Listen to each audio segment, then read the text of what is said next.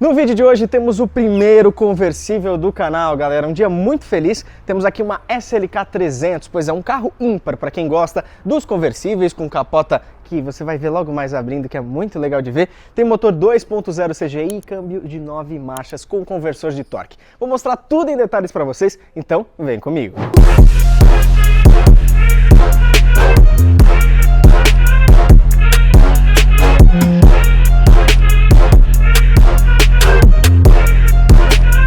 Bora então falar um pouquinho dessa SLK 300. Um grande carro, porém com apenas 1,30 m. Essa é a primeira característica, tanto é que tem vários vídeos que a gente repara que eles passam com esses carros debaixo da cancela do estacionamento, enfim, porque eles são menores do que a própria cancela do estacionamento. Se a gente reparar que a gente tem praticamente 1,20 m de capô, é um capô bem extenso, que traz esse bico do carro, né? O centro de gravidade do carro, por ser tração traseira, fica bem no meio, justamente por ter esse bico alongado. Os passageiros ficarem um pouquinho mais atrás em relação ao meio do carro.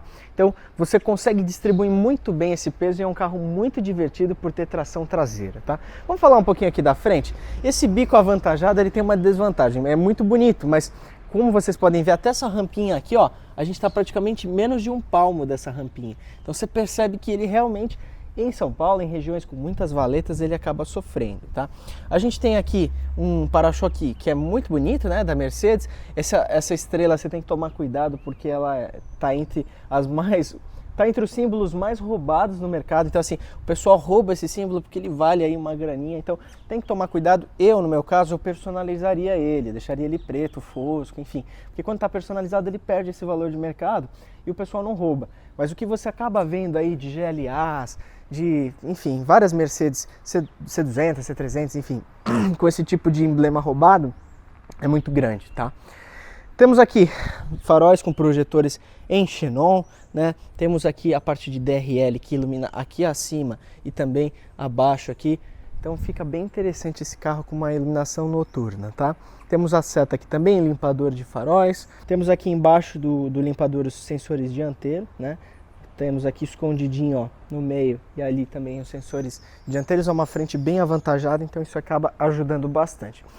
Temos um capô bem grande, são legítimas essas saídas de ar aqui para dar uma refrigerada, né? Então entra o vento por lá e sai por aqui refrigerando assim o motor para ele trabalhar um pouco mais tranquilo. Temos um vidro que é bem aerodinâmico, né? Então o para-brisa ele realmente acompanha a curva do capô, uma pequena angulação para realmente ele grudar no chão. E aí temos a parte da capota, que no caso agora está aberta, vou mostrar para vocês, já vou fechar logo mais para vocês verem. E aqui atrás você vê uma leve subidinha que ajuda, né? Como se fosse um aerofólio para quando o carro estiver pisando na estrada, a traseira colar no chão. Então o vento faz uma pressão aqui em cima e aí ele consegue ficar bem estável. Aqui atrás a gente tem duas ponteiras de escape que tem abafadores, tem silenciadores, são reais, não são de enfeite. Temos essa lanterna que depois na SLC ela sofreu uma alteração, mas é o mesmo formato, né? Ela tem essa puxada que deixa o carro, acho que muito mais, ele orna com as curvas do carro. Os símbolos da Mercedes e também o brake light aqui no centro, que fica bem legal à noite, tá? Se eu não me engano, aqui é uma tampinha para reboque, não vou tirar, mas se eu não me engano, deve ser para reboque. E temos os sensores traseiros aqui, também já originais de fábrica. Quando você olha ela com a capota aberta assim, até pode ficar desse ângulo para vocês terem essa noção. O carro ele fica muito harmonioso, né? Ele tem essas colunas aqui, essas proteções atrás do protetor de cabeça, em aço escovado, que realmente fica muito bonito. A gente percebe que essa parte aqui, quando ela levanta, né, para fechar, ela faz esse processo aqui, levanta e o teto sai do porta-malas. Então, quando a gente está nessa conformidade atual, o porta-malas ele é quase muito reduzido, né? A gente tem aqui, ó, como vocês podem ver, toda a parte do teto está escondida nessa parte aqui. E vocês veem, ó, que lá atrás que fica o porta-malas. Então, assim, eu vou fechar para vocês terem uma noção de como esse teto se comporta e como é o movimento de caçamba aí. A abertura e fechamento do porta-malas são eletrônicos. Para você fazer essa abertura, tem que estar com o carro ligado. Então, eu vou entrar aqui, vou estar ligando o carro. Para a gente abrir a capota, tá escondidinho aqui, a gente tem esse compartimento que inclusive você apoia o braço, né? Para, no caso, fechar, é o movimento de fechar. Então você aperta, ou seja, para ela fechar. Vamos apertar aqui e ela começa o procedimento lá atrás.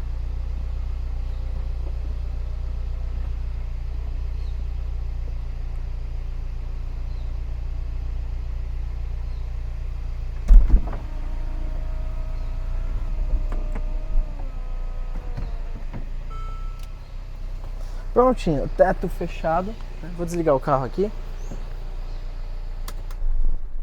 Vou fechar o carro aqui para ficar um pouco mais fácil para a gente visualizar. E agora, no caso, com o teto fechado, né? A gente percebe o quê? Que essa parte aqui, ó, ela pode ser rebatida e a gente tem uma ampliação do nosso porta-malas.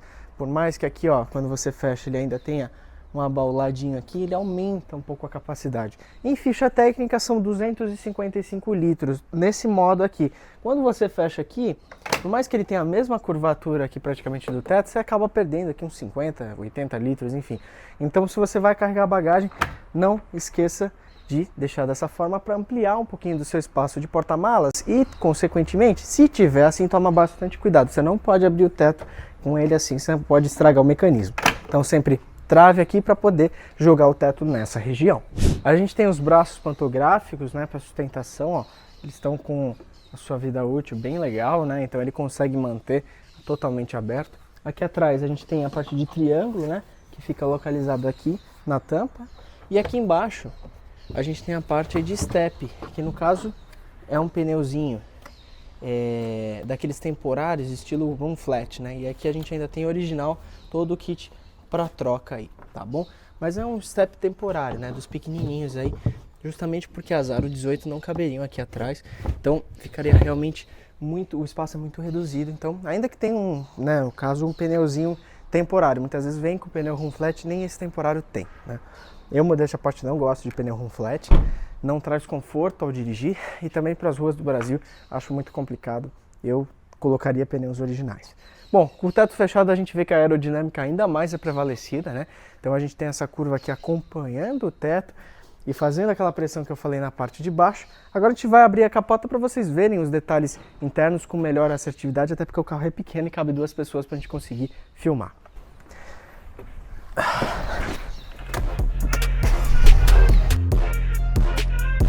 Olha só um detalhe aqui, eu esqueci de fechar isso. Ele não deixa abrir a capota, apareceu um aviso lá no painel.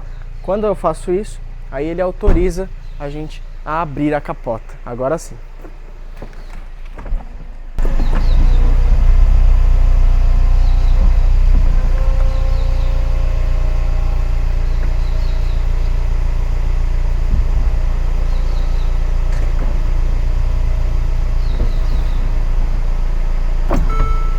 Bom, então bora falar desse motor, que já é uma apresentação à parte, inclusive com esses braços pantográficos que apresentam o motor pra gente.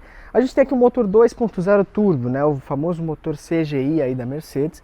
Ele vai ter 245 cavalos, galera. Então é um carro bem ágil até, é um carro que anda bem. Acima desse motor aqui a gente só vai ter o da SLC, que vai ser o V6 de 305 cavalos. Então aqui a gente tem um de 245 cavalos, que não é um motor que tem problemas crônicos, é um motor bem confiável até e bem sensato para esse carro. Carro de 245 cavalos, 1.545 quilos, então ele acaba sendo bem sensato. O que é uma porrada nesse carro é a parte do torque, galera. São 37,7 kgfm de torque e cada cavalinho, no caso, vai carregar aí 6 kg apenas. Por isso que ele consegue ser tão ágil. Ele vai fazer um 0 a 100 aí na casa dos 5,8 segundos, é um 0 a 100 bem ágil, bem ligeiro, e vai ter a velocidade máxima limitada de 250 km aí por hora, tá? O consumo urbano em ficha técnica fala 9,7 e rodoviário 10,7, só que rodando por aqui a média foi de 4 ou 5, então assim, eu acho um pouco duvidoso essa média aqui, e lógico, a gente não pode rodar por muitos quilômetros para fazer uma média mais sensata, mas eu daria um chute máximo de 6 a 7 por litro na cidade e uma média de 10,7 na estrada. Eu acho que até é convincente. Se ele está numa rotação bem baixinha ali, trabalhando com esse câmbio de 9 marchas, com o conversor de torque, né? Então é um câmbio, né, bem confiável, ele vai ter um rendimento melhor. Então ele deve chegar a fazer quase 11 na estrada, e eu vejo isso pela Cherokee, que tem um motor V6 com 8 marchas, e eu chego a fazer também 10, 11 na estrada, mesmo com as alterações de pneu e lift. Então assim, é um motor bem sensato, que anda bem, que tem aqui uma congruência entre os sistemas. O que acaba pegando, eu acho que você fala assim, César, mas por que não comprar esse carro? Primeiro, eu acho que entra na questão de ser 2 lugares, ser um carro baixo, ser um carro específico para alguém que quer curtir no fim de semana. Então esse é o primeiro fator. E o segundo é a manutenção de um carro premium, né?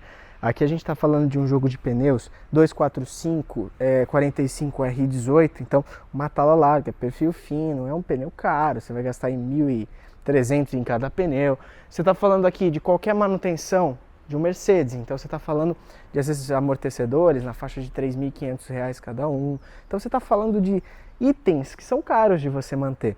Mas não é um carro assim, eu costumo falar o seguinte, se você vai comprar um carro e você se importa com o valor de manutenção, não é o momento para você comprar aquele carro. Então assim, não chegou o momento de você ter um carro premium ainda. Você pode comprar o carro, lógico, fazer uma boa escolha. Se por acaso dá uma manutenção de 7, 8, 9 mil reais, você não quer que aconteça, mas se acontecer, você não vai se endividar, não vai pegar cheque especial, não vai pegar empréstimo, você vai pagar aquilo porque você pode ter naquele momento. Então é o que eu costumo falar, esse tipo de carro é um carro para pessoas, primeiro, que já tenham 1 ou 2 carros do dia a dia e seja o segundo ou terceiro carro mais para curtir no fim de semana. Normalmente eles têm quilometragem baixa. Esse aqui está com 82 mil quilômetros, ano 15, 16, então você percebe que é um carro até que a pessoa usufruía bastante, mas está com perfil de pneus de jogos novos, né? Um pouquinho acima de meia vida, então muito provavelmente trocou aos 60 mil, então já está com um dote de pneu compatível ao ano do carro. Esse é um dote de pneu 2020, ou seja, a pessoa comprou em 2015, usou ali por 4 anos e depois veio a colocar esse jogo de pneu em 2020, estamos em 22, então tá tudo tendo uma congruência, tá sensato a quilometragem com relação ao perfil de pneu. Isso pode ser uma coisa que você leve em consideração na hora de escolher um carro. Não só ver os pontos de desgaste de volante, de pedal e assim por diante, mas também dote de pneu é algo importante para você pensar. E também, né, ver esse carinha especificamente aqui, que se der problema nessa abertura e fechamento aqui de capota, não deve ser barato de arrumar, né? Você vê que o mecanismo, ele abre essa tampa, aí isso aqui desmonta, levanta, essa coluna do vidro sobe, o teto vem, depois fecha, depois essa coluna vai para o lado, ou seja, são vários pequenos mecanismos que vão agindo, e aí a gente acaba tendo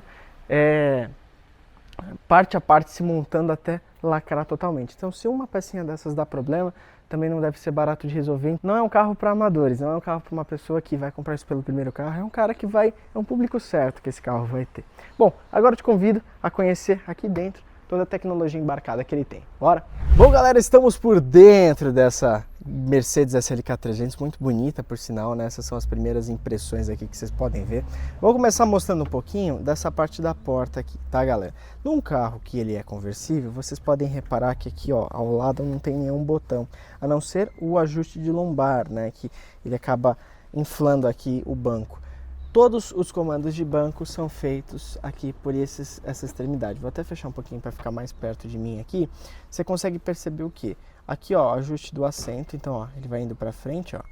Dá uma olhadinha aqui, ó, o banco indo para frente, indo para baixo, indo para cima. Então a gente vai para cima, a gente torce ele. Para cima a gente torce ele, para baixo a gente torce ele para baixo.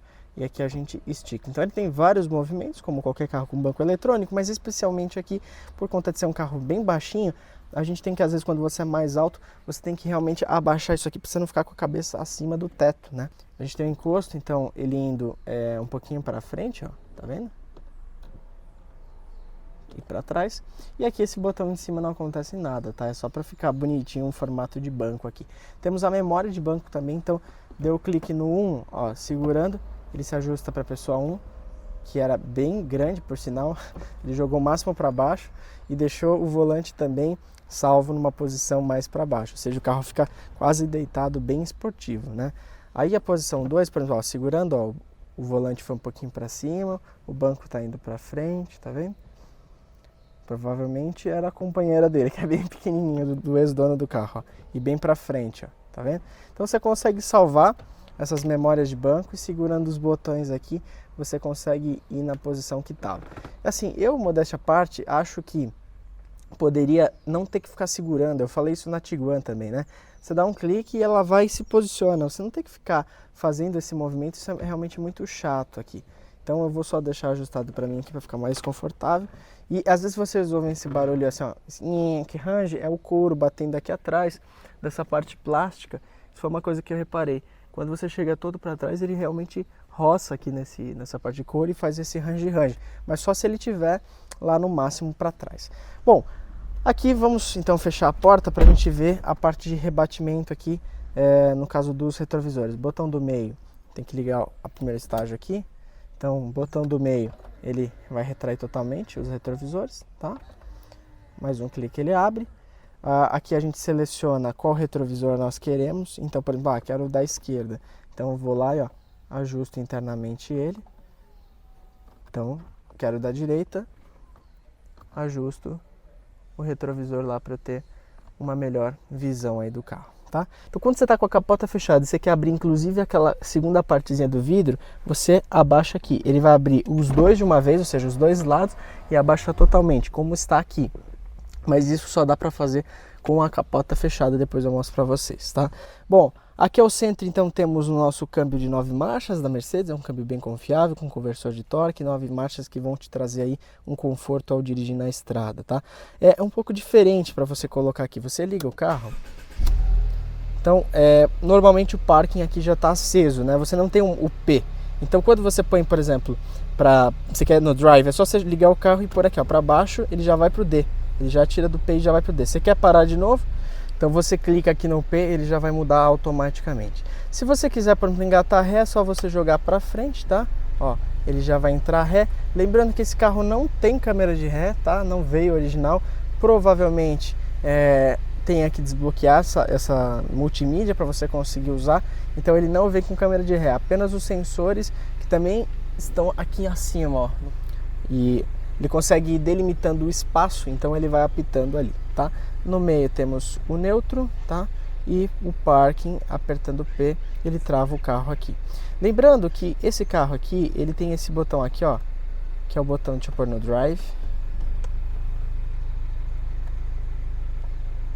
que é o botão Sport. Então assim, quando você clica nesse botão, ó, lá no painel, tá vendo que tá mudando ali, ó, para M1, para Drive e para Sport. Então o modo Sport no Drive é um clique, se você clicar de novo ele vira manual 1 e aí você faz as trocas aqui, ó, atrás do volante, ou seja, marcha 1 e marcha 2, tá vendo que tá M1 e M2. E se você clica novamente aqui, ó, ele vira pro Drive lá ao centro. Então assim, você tem 3 modos a partir de um único botão. Então é um botão com 3 opções aqui, Sport, manual e a versão Drive, tá? Vamos subir então um pouquinho aqui para a gente falar então aqui a abertura e fechamento da capota, que eu já mostrei para vocês, e aqui controla toda a multimídia. Aqui por sinal, nessa versão, na SLC eles deram aquela renovada, né, que não dá para chamar muito de renovada, mas enfim, acabou mudando um pouquinho, que era já nas versões 2016 para frente da SLC. Mas na SLK, ela tem aquela versão antiga ainda que tinha na 680 e tal. Então a gente tem alguns botões aqui no painel que acessa os menus. Como assim, César? Por exemplo, rádio. Cliquei no rádio aqui, ó, eu posso dar um clique para FM, um clique para AM e lá tá o rádio. O volume que a gente coloca, ajusta por aqui, e aqui a gente vai passando as rádios salvas, tá? Então, dentro do menu rádio. Se eu quiser subir, por exemplo, você percebe que lá em cima tem áudio, navegação e tal. Se eu quiser subir para aquele menu de cima, eu tenho que usar esse seletor aqui, que em vez de rotacionar como eu estava rotacionando, eu vou dar uma jogada para cima. Quando eu dou a jogada para cima, dá uma olhadinha no que acontece. Ele vai para o menu lá de cima e aí conforme a gente vai rodando, a gente vai passando por essas opções aqui. Então o primeiro menu é o de navegação. É um GPS bem, como que eu posso dizer assim, enfim, antigo, não dá para falar outra definição, né? É um sistema antigo que estava presente desde as 2011, 2012, então assim, por mais que essa seja uma 16, carregou esse software um pouco antiquado aí. Para a gente voltar, eu tentei aqui, por exemplo, o menu retorno, que tem essa setinha aqui, mas ele não funcionou. O que eu acabei tendo que fazer para sair desse menu? Eu cliquei no rádio de novo e ele voltou para aquele menu. Aí eu jogo para cima e o próximo menu, depois de áudio, né? Então aqui é o áudio, então pode ser todas as opções de áudio. Então o CD, o cartão de memória, que tem uma entradinha aqui no painel, aqui embaixo, cartão de memória, esse Music Register, memória USB e o Bluetooth áudio. Então você tem essas opções aí de áudio aqui, tá? Vou clicar no rádio, vou jogar para cima e vou ir para o TEL. No TEL ele vai pedir para conectar via Bluetooth no celular, para você atender, fazer todo o processo. Bom, em vídeo nós temos aqui a parte de DVD, não se engane, não é câmera de ré, é um DVD que você pode inserir aqui e pode visualizar. E acima temos o modo sistema, que aí a gente tem algumas opções, como esse relógio digital aqui bonitinho, né? Parece até um reloginho, como que eu posso dizer assim, chique, né? Temos aqui rotacionando logo depois quilômetros por litro, então aqui é litros a cada 100 km, ele vai fazendo a média, né, de quantos litros a cada 100 km ele faz. te dá um gráfico, volta para o relógio. Se você ir para baixo aqui, você tem o ecrã desligado, ou seja, desligar a tela, você tem definições do sistema e aí vem toda a parte de configurações, né? Velocidade de texto em alta, enquanto você está usando o comando de voz, ele vai, enfim, tá trabalhando. No visor você tem luminosidade, dia, aquelas informações que vocês já estão acostumados de configurações normais. Idioma, Linguatronic é para mudar o comando de voz e assim por diante, tá? Então aqui a gente tem definições do sistema, hora, ecrã desligado e só, ou seja, no menu sistema a gente tem essas opções. E aqui em cima, galera, a gente tem um modo internet, que é assim, ó, Mercedes-Benz Apps, que você consegue baixar e acessar. Rádio na internet, páginas mobile, introduzir URL e favoritos da internet. Mas quando você clica aqui, ó, nenhum telefone ligado. Então ele usa a internet do seu celular para rotear e conseguir fazer essa navegação, vamos dizer assim. Então aqui você conseguiria baixar alguns apps, mas mesmo assim falta um Apple CarPlay, alguma coisa do tipo aqui. Rádio na internet seria interessante também, um tuning da vida, algum mecanismo desse tipo aqui. Tudo que eu estou entrando e saindo, eu estou rodando por aqui e estou voltando por essa setinha aqui para trás. No caso, por exemplo, entrei nesse daqui, tá? Então eu quero sair do site aqui, eu volto para trás, tá? Esse C aqui, ó, eu até agora não descobri realmente, sendo sincero para vocês, o que ele faz. Eu clico nele várias vezes, ele não faz nada, ó. Não faz. Então, se você tem uma Mercedes que tem esse C aqui, bota nos comentários o que esse C faz. Bom, então vamos para a parte aqui um pouco de painel, para vocês terem uma noção de um pouquinho do que tem aqui no painel. Então aqui a gente tem os menus de acesso rápido, então rádio, o CD, navegação, telefone, ou seja, aqueles menus que a gente tem lá em cima, a gente tem os atalhos aqui também, tá? Atender, desligar do celular, volume, ir para frente e para trás nos rádios, colocar uma frequência ou uma memória aqui e também até digitar um número para ligar para alguém quando o modo telefone está acionado. Aqui temos um ar-condicionado digital, tá? Que eu, ó, ligando aqui, ó, e estabelecendo aqui uma temperatura, ó, 18 graus, por exemplo. Ó, e aqui está em 16 graus, 18 graus e assim por diante. Então ele é do ozônio de forma, como que eu posso dizer assim, de forma analógica aqui, mas ele te permite colocar as temperaturas como se fosse um ar-condicionado digital. Então isso é interessante, você conseguir colocar as temperaturas aqui, ó, de forma, né, digital, e ele também aparece lá na telinha, como vocês podem ver embaixo, ó, conforme eu vou mexendo, aparece digital ali. Então sim, é só o seletor que é analógico, mas é um ar-condicionado digital. A gente tem aqui o máximo para desembaçar, dianteiro, né, o traseiro, praticamente esse carro vai estar utilizando aqui, mas é do teto, quando a capota estiver fechada. Modo automático para chegar nessa temperatura, então clicou em alto, está em 20 graus, ele vai utilizar a velocidade em modo automático até chegar nessa velocidade aqui. Bom, vou desligar o ar-condicionado, que a gente está com a capota aberta, aqui velocidade do vento, aonde você quer mandar, enfim, configurações que vocês já conhecem, tá? A gente tem aqui pisca-alerta, tá? Ao centro, temos o start-stop ligado ou desligado, então quando você clica ele cancela, quando você desclica ele ativa. Start-stop, parou no farol, ele desliga o carro, ligou, ele, enfim, você mexeu no volante, andou com o carro, ele liga o carro. Se você quiser desativar, é só deixar o botão verde. Se quiser desativar os sensores, aperta aqui, acendeu a luz, está desativado. Aquecimento de banco do motorista com 3 níveis, então você tem 3, 2, 1, então do passageiro e aqui do motorista. E aqui, né, o nosso bom e velho, as brincadeiras, né? Controle de tração desativado, num carro com tração traseira é da hora para você fazer uns drifts aí. Então você desliga aqui. Ele tem, acho que, um controle parcial que ele desabilita.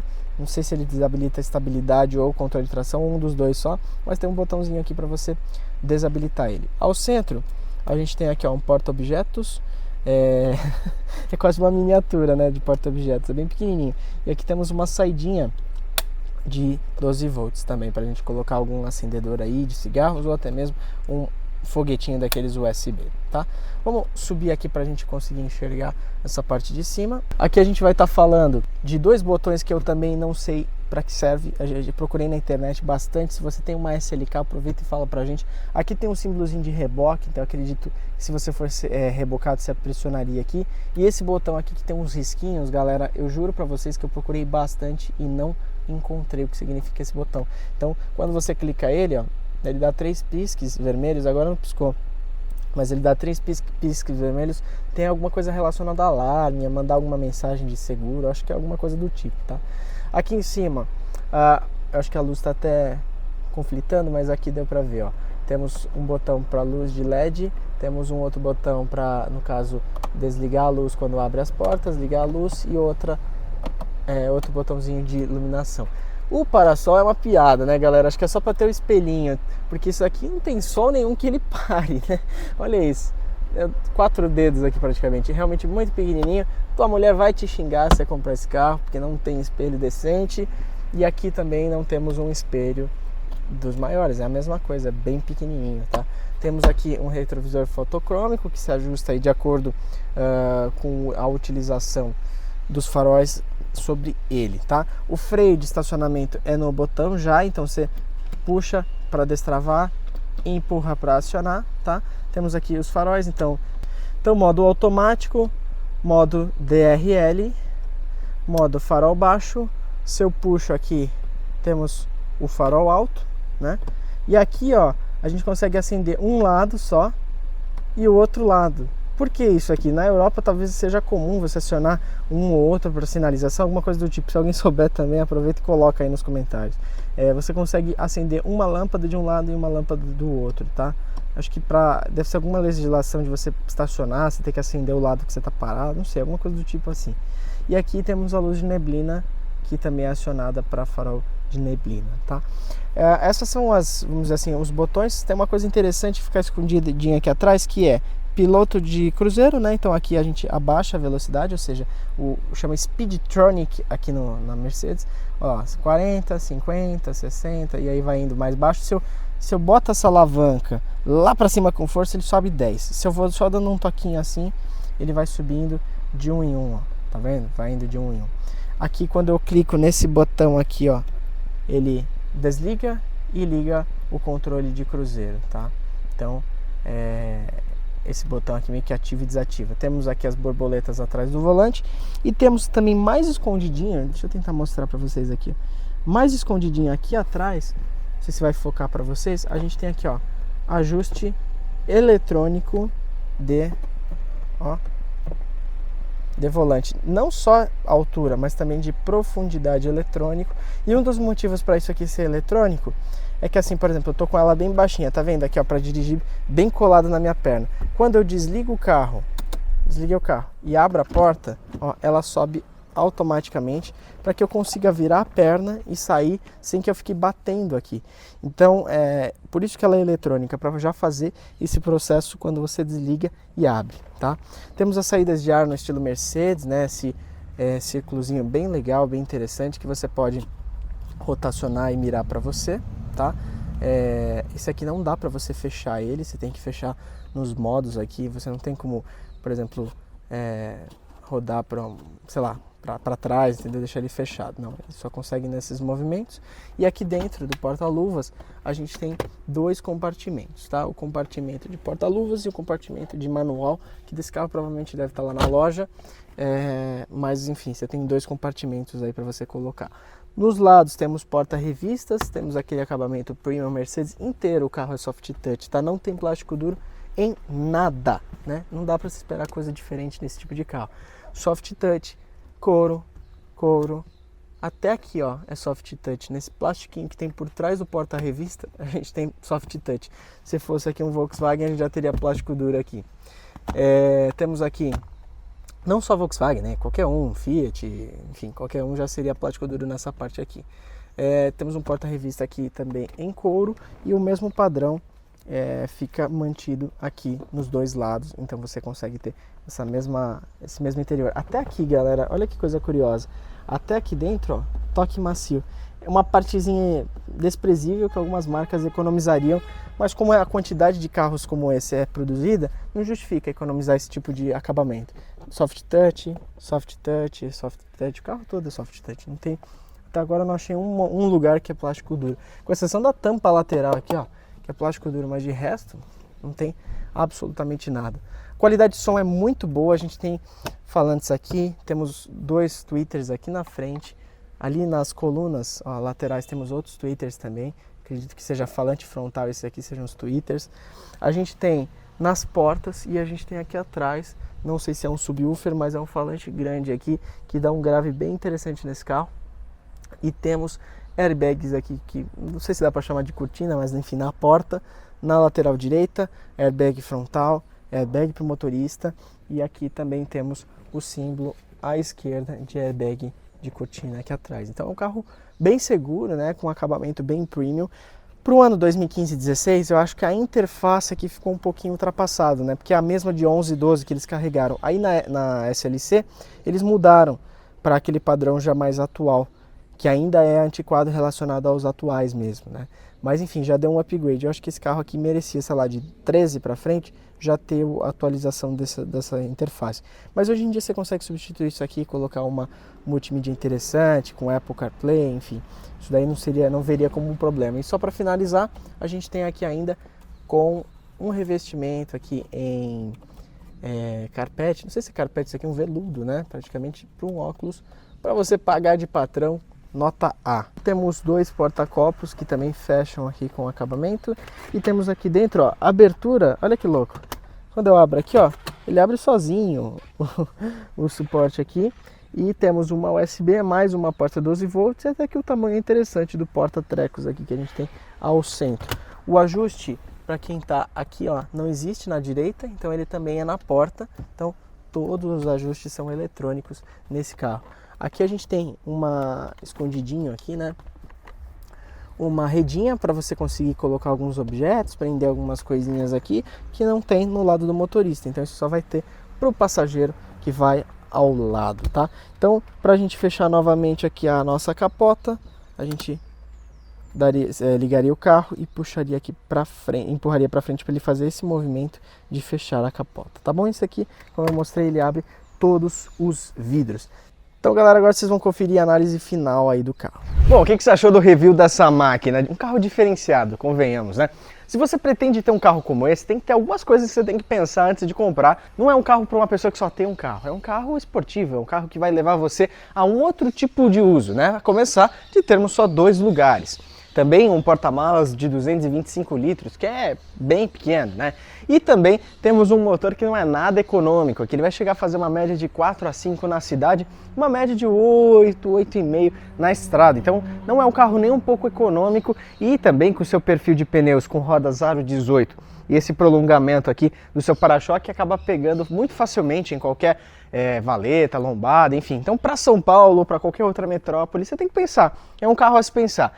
É um carro que é muito interessante, é muito legal, acho que é uma experiência única, assim, quem nunca entrou num conversível, abriu uma capota, dirigiu um carro baixinho assim, por mais que o mercado não o considere como um super carro, porque tem a versão da SLC, né, com motor V6, que aí tem 305 cavalos, e eles consideram aquela versão como sendo o super carro da marca, esse aqui tem todas as linhas e a mesma característica, a diferença são 60, 70 cavalos a menos que tem no motor, mas todo o resto é praticamente igual. Então você consegue ter a mesma sensação, a mesma possibilidade e vivência de ter com motor V6. É um carro para um público específico, um público que gosta de fazer curvas ou fazer um projetinho, levar esse carro aqui para fazer track day. Enfim, é um carro muito diferente, mas muito legal para você curtir no fim de semana, se você quer dar um rolê na praia, capota aberta, levar sua companheira para passear, vai ser show de bola, sem dúvida nenhuma, mas tem essas características que são importantes de você validar na sua escolha. Bom, esse exemplar está saindo R$ 245.900 e está disponível para você comprar lá na Nenê Automóveis. É o preço mais barato do mercado brasileiro